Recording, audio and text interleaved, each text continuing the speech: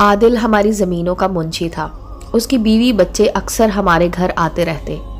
منشی صاحب کا بیٹا روشن میرا ہم عمر تھا۔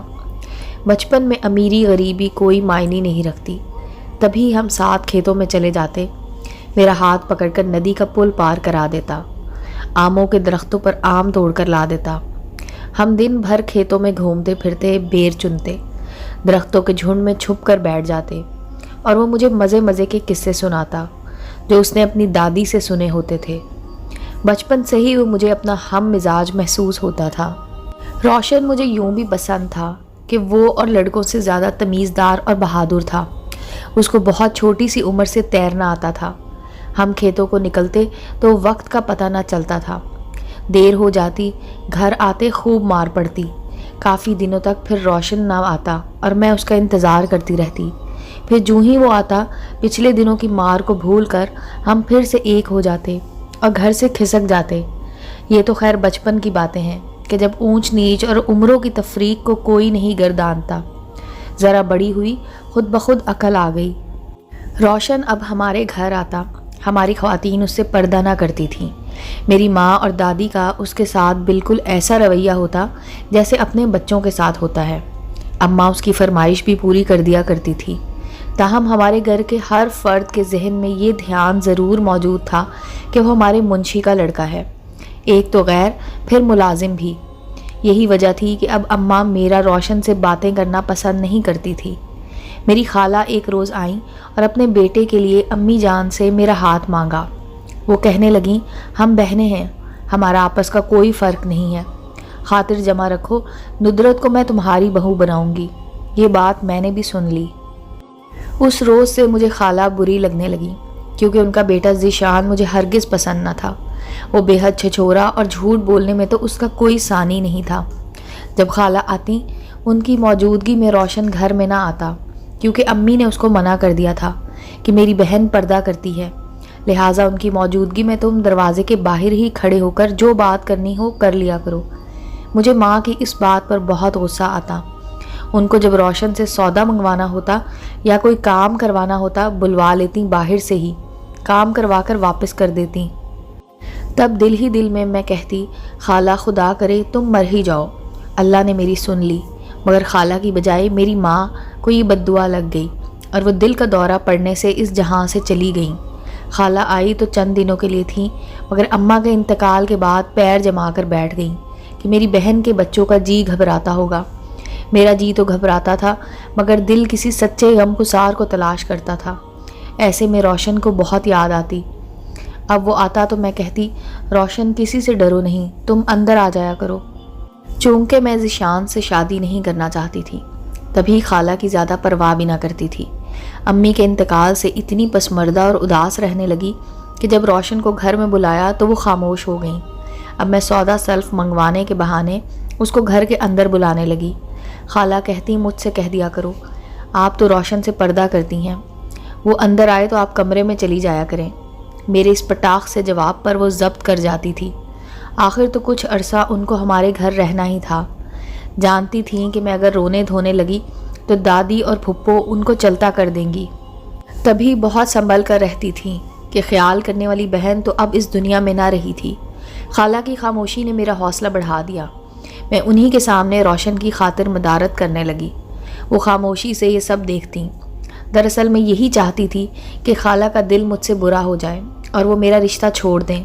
والد کو ان سب باتوں کی خبر نہ تھی اور نہ ہی خالہ ان سے کچھ کہتی تھی۔ اب یہاں تک ہوا کہ میں نے روشن سے کہا کہ تم روز آیا کرو، میں نے گلاب اور چنبیلی کے پودے لگوائے ہیں، تم ان کی دیکھ بھال کیا کرو۔ یہ پودے میں نے اپنے کمرے کے باہر بنی کیاری میں لگوائے تھے۔ اب جب وہ آتا میں سارے کام چھوڑ دیتی اور اس کے ساتھ پودوں کی آبیاری میں لگ جاتی۔ اس طرح مجھے اس کے ساتھ کچھ وقت باتیں کرنے کو مل جاتا۔ میرے والد صاحب نے 2 شادیاں کی تھیں۔ میری والدہ ان کی دوسری بیوی تھی، جن کی وفات کے بعد وہ اب زیادہ تر پہلی بیوی کی طرف رہنے لگے تھے، جو اپنے بچوں سمیت علیحدہ گھر میں رہتی تھی۔ امی دادی جان سے کہہ چکی تھی کہ میں ندرت کا رشتہ اپنی بہن کے بیٹے سے کروں گی اور آپ میرا ساتھ دینا۔ اب خالہ دادی کے سر ہو گئی کہ ندرت کی شادی کی تاریخ طے کرو۔ دادی مگر خاموش تھیں، سوچ بچار میں تھیں۔ میں خالہ کے سامنے روشن سے باتیں کرتی، وہ کہتا ان کو یوں ہی نہ سمجھو، یہ ضرور تمہارا رشتہ لینے میں کامیاب ہو جائیں گی، اس لیے احتیاط سے رہو، ورنہ ساس بن کر یہ تم سے انتقام لیں گی، کیونکہ مجھ سے تو تمہارا رشتہ ہو نہیں سکتا۔ میں ٹھہرا تمہارے والد کے ملازم کا لڑکا، اور ذیشان ہے تمہاری خالہ کا بیٹا، اور یہ تمہارے والد کے برابر کے لوگ بھی تو ہیں۔ یہ باتیں حقیقت تھیں، مگر جانے کیوں میں نے حقیقت آنکھیں بند کر رکھی تھی۔ تبھی روشن میری جانب سے بہت زیادہ پریشان رہنے لگا تھا۔ خالہ گھر چلی گئی تو بیٹی کو ہمارے گھر بھیج دیا کہ جہاں آرا اب تم ندرت کے پاس جا کر رہو۔ جہاں آرا جوان لڑکی تھی، جلد ہی مجھ سے گھل مل گئی۔ اب ہم تینوں باتیں کرتے، وہ بھی روشن کو برا نہ سمجھتی، بلکہ اس کے آنے سے جہاں آرا کو بوریت دور ہو جاتی اور اس کا موڈ بھی خوشگوار ہو جاتا۔ اس کی باتیں جہاں آرا کو ہنساتی تھی، وہ اس کو پسند کرنے لگی۔ روشن نہ آتا تو کہتی، ندرت آج کا دن تو بڑا بور گزرا ہے، کوئی مزے مزے کی باتیں کرنے والا ہی نہیں ہے۔ جہاں آرا کو اس بات سے کچھ غرض نہ تھی کہ میری شادی ذیشان سے ہو یا نہ ہو۔ وہ مجھ پر شک نہ کرتی تھی کہ ہم عمر لڑکے لڑکیوں کا اپنا ایک مزاج اور بڑوں سے الگ ہی سوچ ہوتی ہے۔ روشن پھر بھی بہت احتیاط کرتا کہ جہاں آرا کو بدگمانی نہ ہو جائے، مگر میں بالکل بھی کسی بات کی پرواہ نہ کرتی تھی، بلکہ یہی چاہتی تھی کہ اس کو بھی پتہ چل جائے کہ میں روشن کو پسند کرتی ہوں اور ذیشان سے شادی نہیں کرنا چاہتی، تاکہ وہ اپنے بھائی کو منع کر دے اور یہ رشتہ جڑنے سے پہلے ہی ٹوٹ جائے۔ ایک دن میں اور روشن کمرے میں بیٹھے باتیں کر رہے تھے اور وہ مجھے سمجھا رہا تھا کہ ہماری شادی نہیں ہو سکتی۔ تب میں رونے لگی۔ اچانک اسی وقت بابا جان آ گئے۔ ان کی گاڑی کے ہارن کی آواز سن کر ہم سب کی جان نکل گئی۔ تب جہاں آرا نے ہمت سے کام لیا اور روشن کو اپنے کمرے کے غسل خانے میں چھپا دیا۔ بابا جان گھر میں آئے، پہلے دادی کے کمرے میں گئے اور چند منٹ بعد میری طرف آئے۔ رونے سے میری آنکھیں بھیگی بھیگی تھی۔ پوچھا کہ کیوں رو رہی ہو؟ جہاں آرا نے بات بتا دی کہ اپنی امی کو یاد کر کے رو رہی تھی۔ ان کے جانے کے بعد میں نے جہاں آرا سے پوچھا، تم نے بابا کو کیوں ایسا کہا، جبکہ جانتی ہو کہ میں امی کے لیے نہیں رو رہی تھی؟ وہ بولی، تم میری خالہ کی بیٹی ہو اور میں نہیں چاہتی تھی کہ خالو جان تمہیں یا روشن کو جان سے مار ڈالیں۔ خالو اور خالہ کی کوششوں سے میرا رشتہ ذیشان سے طے ہو گیا اور شادی کی تاریخ بھی رکھ دی گئی۔ شادی کو 4 ماہ باقی رہ گئے تھے اور میرا مسئلہ جوں کا توں تھا۔ جب روشن آتا میں اس پر غصہ اتارتی کہ تم بزدل ہو، تم کچھ نہیں کر سکتے۔ جو منہ میں آتا بکتی، یہ نہ سمجھتی کہ وہ بیچارہ غریب ہے، بے بس کیا کر سکتا ہے۔ تنگ آ کر ایک دن روشن نے کہا کہ ایک ہی رستہ ہے کہ خوف کا دریا پار کر لیں، آگے زندگی ملے یا موت۔ تم تیار رہو اور جب تمہارے بابا جان لاہور یا کراچی جائیں، ہم نزدیکی شہر جا کر کورٹ میرج کر لیں گے۔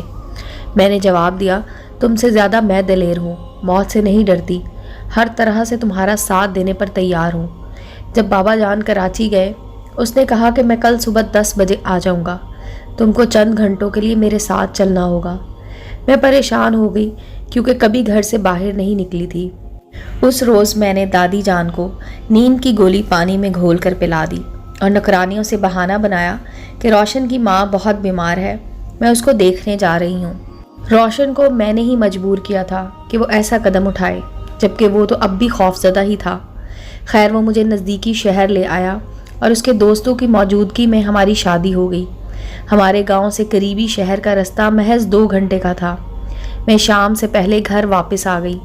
میں نے منصوبہ بنایا تھا کہ جہاں آرا کے آگے ہاتھ جوڑ کر منت کروں گی، وہ میرے نکاح کے بارے میں اپنے بھائی ذیشان کو بتا دے تاکہ وہ خود انکار کر دے، مگر میرا راز بھی نہ کھلے۔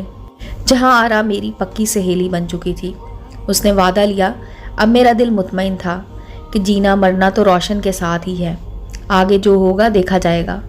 جب میری شادی کو تھوڑے دن رہ گئے، رشتہ دار وغیرہ آ گئے اور گھر میں گہما گہمی ہو گئی، مگر میں اور روشن تمام وقت یہی سوچتے رہے کہ کیسے اپنے نکاح کا راز فاش کریں۔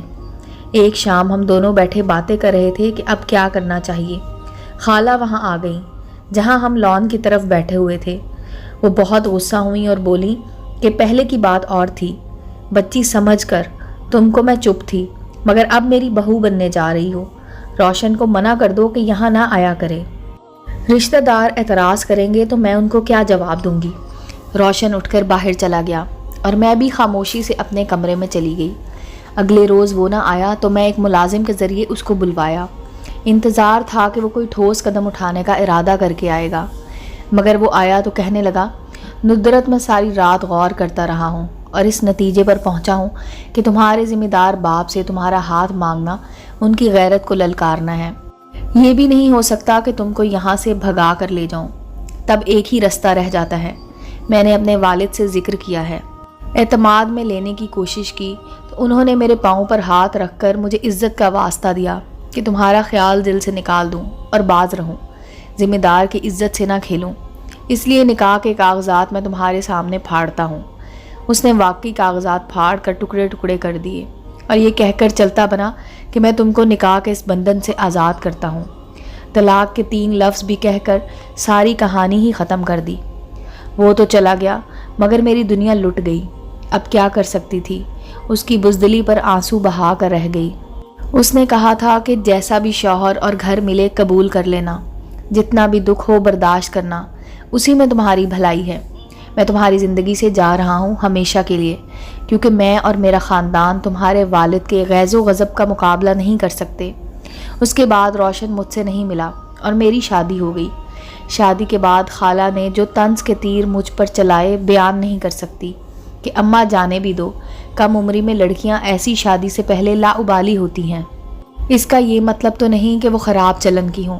میں نے ہر دکھ سہ لیا کیونکہ روشن نے کہا تھا کہ جیسا بھی شوہر اور گھر ملے قبول کر لینا، مگر جو زندگی ملی ایک پل بھی خوشی کا منہ نہ دیکھا۔ ذیشان بگڑا سپوت تھا، اس نے سدھرنا تھا اور نہ وہ سدھرا۔ ساری زندگی بازاری عورتوں کے پہلو میں گزار دی، اور میں نے پھر بھی اپنے باپ کا مان رکھا کہ روشن نے یہ بھی کہا تھا کہ جتنا دکھ بھی سہنا پڑے سہ لینا، مگر گھر مت چھوڑنا۔ امید ہے دوستو سٹوری اچھی لگی ہوگی۔ چینل کو لائک اور سبسکرائب کریں اور بیل آئیکن کا بٹن دبانا مت بھولیں تاکہ ہر نئے آنے والی سٹوری کا نوٹیفیکیشن آپ کو مل سکے۔ ملتے ہیں اگلی سٹوری کے ساتھ۔